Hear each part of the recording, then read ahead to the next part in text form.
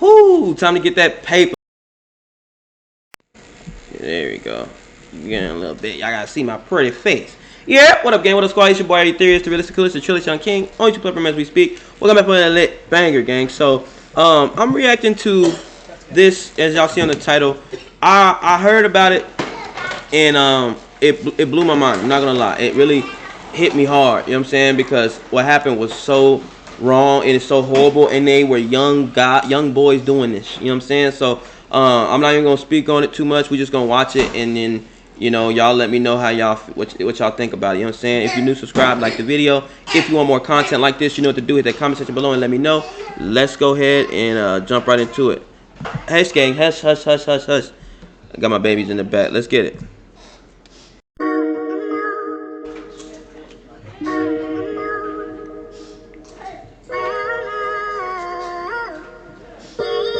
Shout out to the intro. Damn, I should go live. I'll go live. With a crime rate of 39 per 1,000 residents, West Palm Beach has one of the highest crime rates in America compared to all communities of all sizes, from the smallest towns to the very largest cities. One's chance of becoming a victim of either violent or property crime here is 1 in 26. Within Florida, more than 92% of the communities have a lower crime rate than West Palm Beach. In the year of 2007, the city of West Palm Beach had 4,700 thefts, 1,600 burglaries, 43 rapes, and 12 murders. What? But specifically the Dunbar Village housing projects located in West Palm Beach. Built in 1940, the apartment buildings in the community are set up in an army barrack-style configuration. This community was one of the— That's what the ghetto, that's what the hood looked like. Most houses from the hood and stuff like that, that's what they look like. First public housing sites in Florida for low-income families. With at the time in 2007 the rent ranging from $200 to $700 a month. In 2007, a 32-year-old mother and her 12-year-old son fled Haiti. With no money, they landed in Dunbar. The two almost Bro, they came from Haiti trying to get away from the mess over there, and they ended up coming to some more mess, worse mess. Instantly became targets for crime, standing out as Haitians among the mostly American-born blacks in the housing project. Her car and son's bicycle were stolen and their house had been ransacked. Damn. But on June 18, 2000— Bro, them same boys, well, I ain't gonna try to tell a story, but them boys that did this, they also broke in her house the day prior. You feel me? 2007, roughly between 9 o'clock and 9:30 p.m., before it began to get dark. The 35-year-old mother received a knock at her front door, and it was a teenage boy trying to tell her she had 2 flat tires. Her car had been previously stolen, so she had been borrowing a friend's truck. She walked out and realized she did not, and when she began to walk back inside of her apartment, 2 young teens got in front of her and pulled out a .45 caliber handgun and an AR-15 assault rifle. Damn, an AR-15? They demanded money from her, but she kept— Bro, the fact that these little niggas can get these big ass guns, these army guns, bro, y'all, the people, they worry about the wrong things, man. Telling them she had no money. They rushed her to inside of her house that took her upstairs to a separate room from her 12-year-old son. They demanded money again, but she kept pleading with them that she did not have any. They demanded her to take her clothes off and then began to rape her. Damn. At the time, there were only 3 teens in her apartment, then 7 more rushed into her apartment masking their faces with white t-shirts and joined in. Some went other ways into her 12-year-old son's room and beating him, humiliating him and also beating him with a handgun, while the others repeatedly raped the mother, forcing her to perform oral, anal, and at one time shoving the AR-15 assault rifle in the mother's anus. The 10 Bro, y'all see, bro, y'all hear this? Are y'all hearing this? This is sick, bro. These little motherfuckers are sick. Like, I don't know what. Bro, I don't know what they thought, bro. I don't know, like, shit, bro, we wasn't on no stuff like this, bro. Like, you know what I'm saying? You have to be a sick person, a sick human being to do this to you know what I'm saying? And y'all haven't even heard the worst of it. Just this, they barely scratching the surface right now. Faces with white t-shirts and joined in. Some went other ways into her 12-year-old son's room and beating him, humiliating him and also beating him with a handgun, while the others repeatedly raped the mother, forcing her to perform oral, anal, and at one time shoving the AR-15 assault rifle in the mother's anus. The 10 teens repeatedly raped her for hours, taking turns and most of them going back and doing it again. Then, See? at one point, one of the older teenagers ordered the mother and the son into the bathtub and forced the mother to get on her knees and perform oral sex on her 12-year-old son. The 12-year-old was crying and was beaten on the head with a handgun. The teenagers dropped a fan on him, they kicked his head, and they broke a glass bowl on the 12-year-old's head. While the teenagers laughed, they began to demand the mother to lie on her back in the bathtub and told the 12-year-old to get on top and have sex with his mother. The child could not stay on top of his mother and the teenagers kept beating both of them. The mother cried to her son to stay on top of her or they would kill them. The group Bro, when I first heard this, I didn't know what to say. Oh my goodness, that's crazy. And the mom, shout out to the mom. She's so strong. She easily could have just, whatever, but like, she was trying to make it out that it's alive, bro. It just makes you know, motherfuckers are strong, man. of teenagers wanted to make sure there was no evidence, so they attempted to burn the child and the mother alive, but they did not have a lighter. At one point, one of the teenagers took a nose hair trimmer and stuck it up the mother's anus to get rid of evidence. Then one of the teenagers took a bar of soap and tried to wash out the evidence from the mother's vagina and anus. They forced the mother to wash with Clorox and hydrogen peroxide. They doused the mother and son's eyes with cleaning products. They forced them to drink it and forced Clorox inside the vagina of the mother to destroy any of the DNA left behind. Bro, that's Finally, crazy. the teenagers ripped the they put in like chemicals, bro. Chemicals that make you sick as shit in her, bro. Trying to kill the bacteria, kill whatever they thinking they was going. All in this woman, bro. You know how dangerous and horrible that is, and what damage that'll do. Phone landline out of the wall so the police could not be called. The suspects left with her car, jewelry, a couple of $100, cell phones, movies and PlayStation consoles. Both victims sat in the fetal position in the bathtub for 2 hours after the attackers left, in fear that they could possibly still be in their apartment. Then, finally, in the dark of night, she and her son walked while bloody and in pain a mile to the hospital. Eventually, because of data found on clothing used condoms and fingerprints left inside of the apartment, out of the 10 suspects. Stupid motherfuckers. They stupid, bro. Them little niggas is dumb. Y'all trying to wash everything out of her and forgot y'all touching everything in the goddamn house. Stupid motherfuckers. A young gang known as the Jitterbugs. 4 suspects were arrested: a 14-year-old Avion Lawson, 15-year-old Jakaris Taylor, 16-year-old Nathan Walker, and the ringleader, 18-year-old Tommy Poindexter.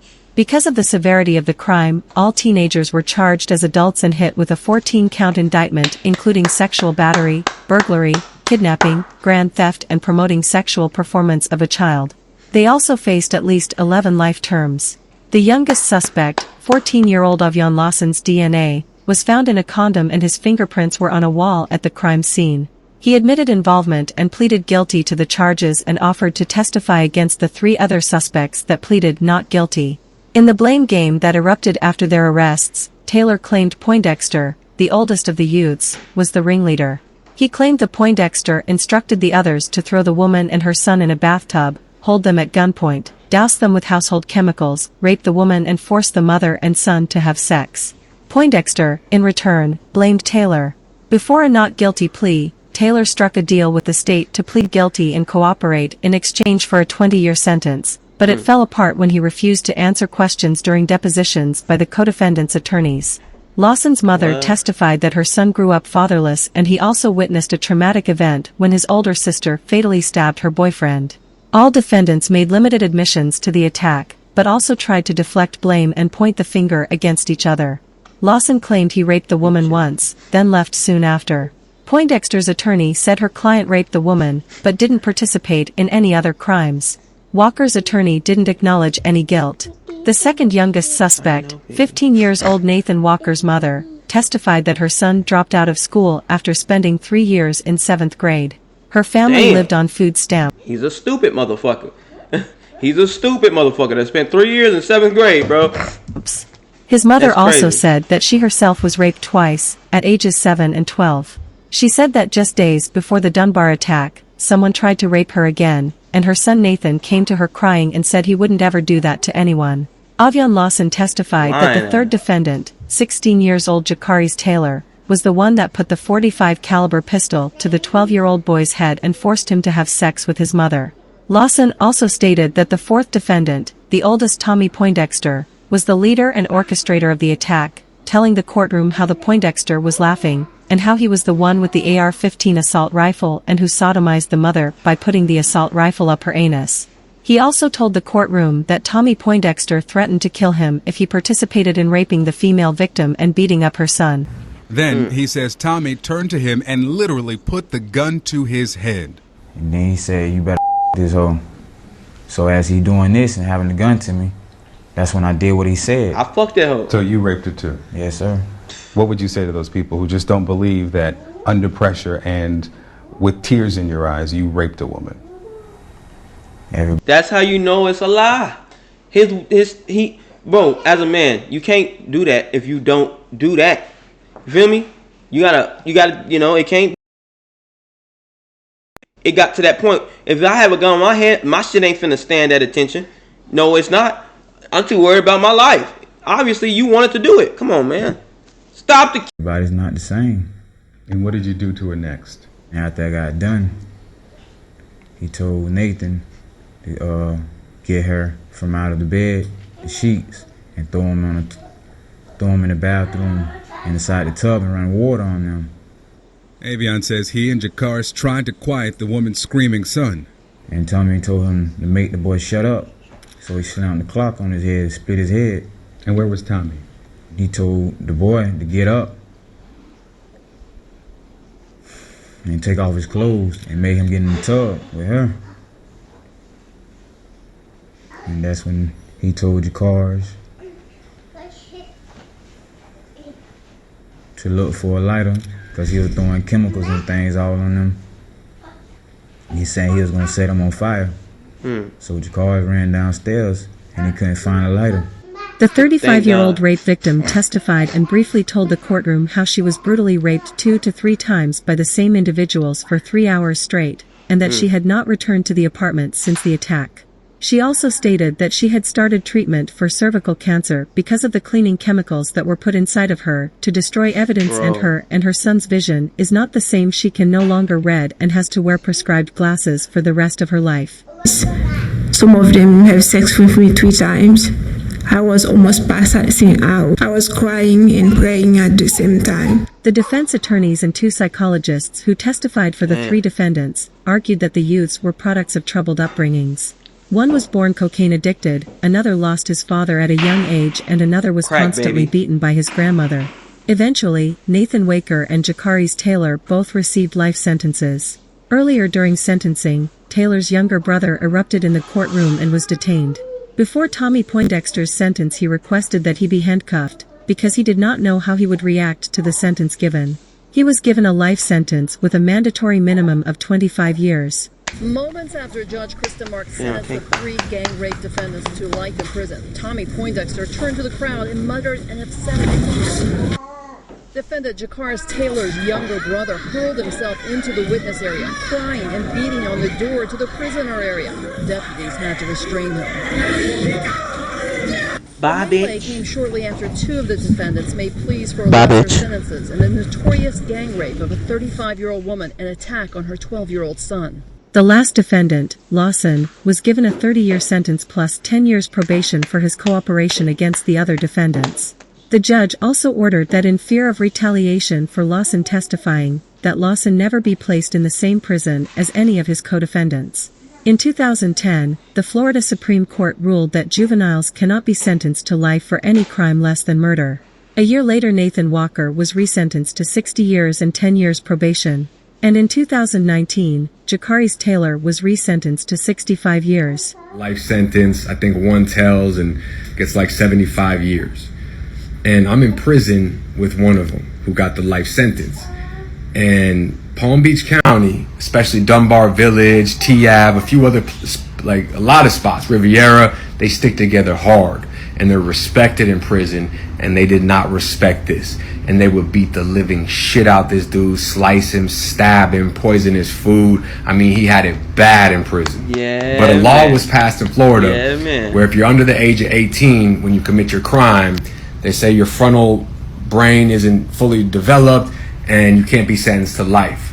So I remember I'm in confinement and he's across the wing in confinement telling everybody, fuck you, I'm about to get like 20 years, I'll be out this bitch before all, he's laughing about this shit, this sick demonic piece of shit. I remember within just imagine, bro, you did this thing, going to prison thinking you finna be hard, thinking, it's gonna be a breeze, but they beating you, raping you, just like you did to that woman. That's 3 weeks he comes back from going to outside court in Palm Beach, and the judge was like, well, I can't give you a life sentence, so I'm gonna give you 45 years. He came back looking sick, thought he was gonna get over on the system. The 2011 ruling did not benefit Poindexter because he was 18 at the time of the attack, and it did not benefit Lawson because he accepted a plea deal.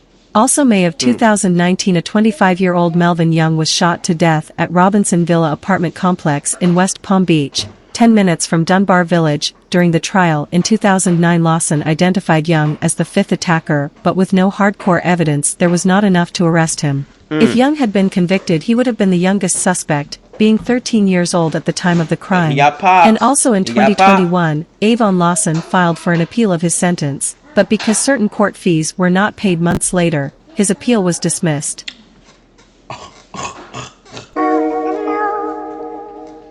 2069. Parole 2034. 274. Ooh. 237. Oh. He got 13 more years. He almost out, big dog. Nah. He probably gonna get got when he get out. Hey, man, y'all comment down below what y'all thought of that, man. It's sick. Definitely comment if it made you upset. Comment if it cause y'all gotta let me know, cause this story right here, for some reason this shit harder than most stories that I hear. You know what I'm saying? Wait. If you're new, subscribe, like the video, comment some more bangers on me to react to. Until next time, I'm out. Deuces. What you got to say, Paul? That's Paul and that's Nene. What you got to say, Nene? Say bye. Okay. Nene's gone, guys. We out.